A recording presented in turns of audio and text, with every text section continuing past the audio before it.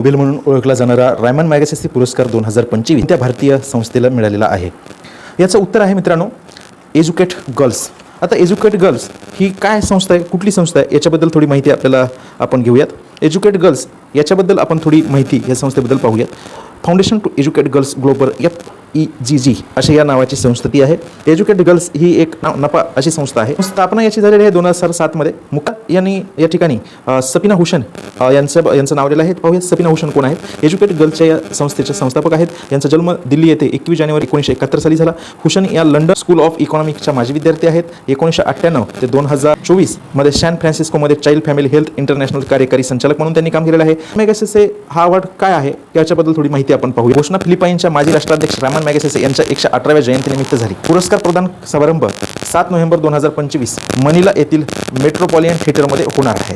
Riemann Magsaysay पुरस्कार काय आहे याच्याबद्दल थोडी माहिती आपण या ठिकाणी पाहूयात। आशियातील सर्वोच्च पुरस्कार आहे। सुरुवातीची 1957 पासून रॉकफेलर ब्रदर्स फंड आणि फिलिपाईन्स सरकारच्या सहमतीने हा पुरस्कार दिला जातो। पुरस्काराची घोषणा दरवर्षी 31 ऑगस्टला घोषणा होते। फिलिपाईनच्या 7व्या राष्ट्राध्यक्षाच्या जयंतीनिमित्त याची घोषणा होते। आतापर्यंत पुरस्कार अशा 353 उत्कृष्ट व्यक्ती आणि संस्थांना प्रदान करण्यात आलेला आहे। रायमन मॅगसेसे पुरस्कारामध्ये पदक आणि प्रमाणपत्र याचा समावेश असतो। अधिक माहितीसाठी पूर्ण व्हिडिओ अभिजात मराठी या यूट्यूब चॅनलवर आहे। सबस्क्राईब करा अभिजात